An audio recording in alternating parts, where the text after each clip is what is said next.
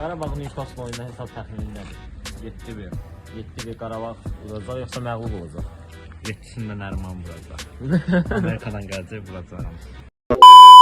Papatyalar verdim sana tatlım. Papatyalar verdim sana tatlım. Herkese salam dostlar, bir daha kanalımıza hoş gördük sizleri. Bu günlerim Qarabağ və Newcastle oyununa az qalmış. İnsanlardan soru-sual alacaq hesab təxminlərinizi. Bilirsiniz ki 6-1 hesabıyla böyük bir hesabla məğlub oldu biz Bakıda.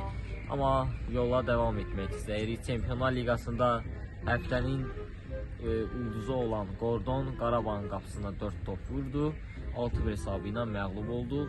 Dostlar, kanalımıza abunə olub bəyənməyi unutmayın. Sizlərdən xahişimiz budur və bir də hesab təxminlərini siz öz fikirlərinizlə yorumlara yazın, xahiş edirik sizlərdən.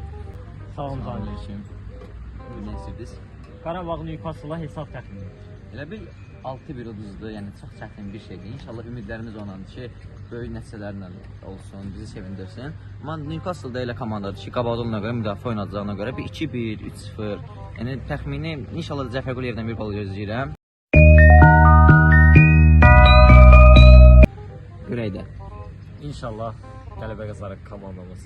Və indi isə dostlar keçirik qabağa yavaş-yavaş görək indi kim tapacaq. Dostlar, indi Adillə rastlaşdıq yolda. Adil də zəhmət olmasa Qarabağ Newcastle oyununa hesab Yarzani gülperest. təxmini. Salamlar, birincisiniz nə var nə yox. Hesab təxminlərində birinci oyun 6-1 tutarıq, yəni ikinci oyun çox da böyük şansımız yoxdur deyə fikirləşirəm. Nərman Axundzadə bizi MLS-dən izləyir, gözəl dualarını bizimlədir. Yəni mən təklifim o ki, Qarabağ prokata götürək Nərmanı, bir an gəlsin 5 dənə qol vursun, bizi çıxarsın işte. Hesab təxmini 4-1 ya da 4-2 Newcastle-ın gəliriz. Öpüp koklamadı. Və indi dostlar keçək sizinlə bərabər başqa insanlardan sorğu-sual eləməyə. Qarabağ Newcastle oyununda hesab təxmini nədir? Hesab təxmini.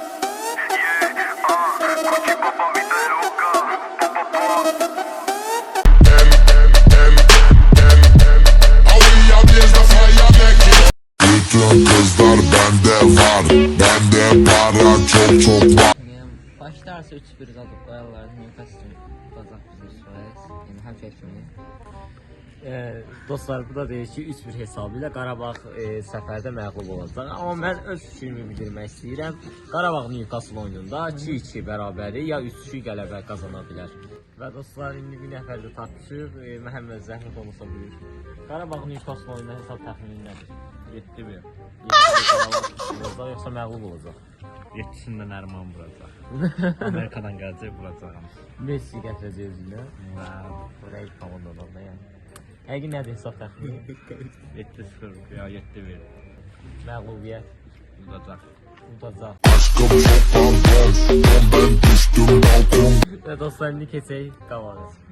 Dostlar, indi Qarabağ Newcastle oyuna hesab təxminlərini dəqiqləşdirdik və dostlarımızdan soruşduq ki, bəs necə olacaq. Və indi sizinlə bərabər izləyicimizin biri yaxınlaşdı ki, bəs bizə hesab təxminini soruşmağa və indi izləyicimizin biri daha da gəlir. Salam Elgün. Salam. Necəsən? Sağ olun. Qarabağ Newcastle oyuna hesab təxmini necə? Birinci oyun 6-1 olmuşdu. Yəqin ki, bu səfər bizi az vurarlar. 3-1 məncə olacaq. Hesabından məğlub olacaq. Bəli. Və dostlar, videonun sonuna gəldik. Kanalımıza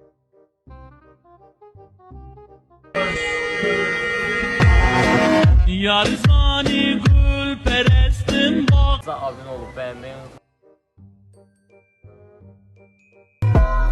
Bana ne sana ne isteyen beni dinlesin. Kızlara bayılıyorum.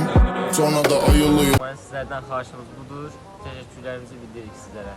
Bəli dostlar, sağ olun. Yenidən gələn videolar görüşməyə dəyək inşallah daha maraqlı, daha qəşəng videolarla bir yerdə olacaq. Sağ olun.